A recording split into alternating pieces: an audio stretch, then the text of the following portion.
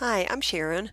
You might already know me as the Gout Wife, but in case we're meeting for the first time, just like so many of you who subscribe to the Gout Killer, I am the spouse of someone with gout.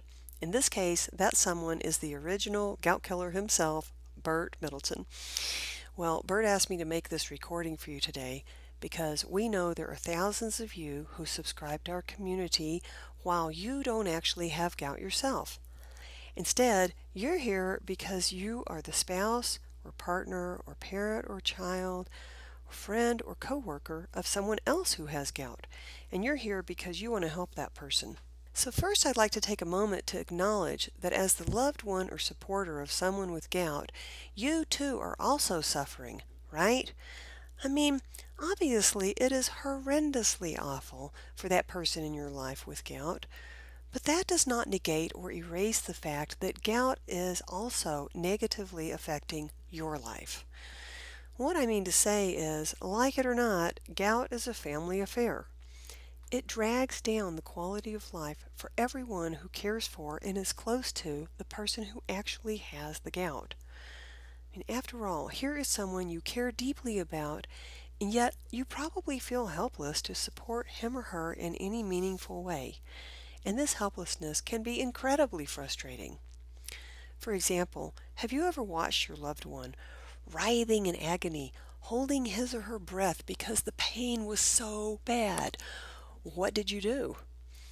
Well, you might have tried offering a helpful suggestion like, just keep breathing. But maybe that suggestion was, well, less than well received.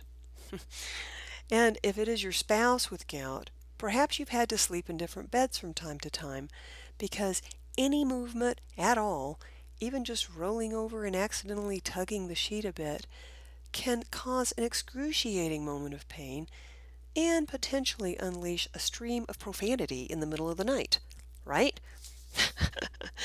And have you ever had plans to go do something fun that got scrapped because of gout? I mean, you also have to adjust your life plans when a gout attack strikes. And while you probably feel total compassion for your loved one with gout and you really do want to help in any way you can, this taking a back seat to gout can get really old. I mean, especially when an attack drags out over many days, weeks, or months. And if your loved one is getting one gout attack right after another, you might wake up one day and realize that an entire decade of your life has slipped by without you getting to live the life or have the life experiences that you had hoped for. Sucks, right? And how about your family? Have you ever worried about your kids being exposed to that degree of grumpiness? I mean, after all, gout attacks can trigger some serious bad moods, don't they? Or maybe you've been concerned about your kids seeing their dad or mom in so much agony. This can be very traumatic to impressionable young ones. And then there is the financial impact. Perhaps your family income has been reduced significantly because your loved one cannot go to work, or maybe can't even hold a job. And then, if you've become the primary breadwinner as a result, this can put a lot of pressure on you. And have you ever suddenly found yourself wondering, hey, where is my support team? I mean, so much sympathy gets poured out onto the person with gout, yet you could use some extra help too. One of my lowest points happened several years ago when I had to miss my only brother's wedding. Bert needed to have surgery to remove several knots of tophi from his fingers, and the only time the surgery could be scheduled was right at the same time as the wedding. So I stayed home to help Bert, and it is a good thing I did. I mean, his pain after the surgery was unbelievable. Can you imagine getting your fingers sliced open and having them cut through all of those nerve endings? Oh my gosh. Well, to this day, I still feel sad to have missed my brother's wedding.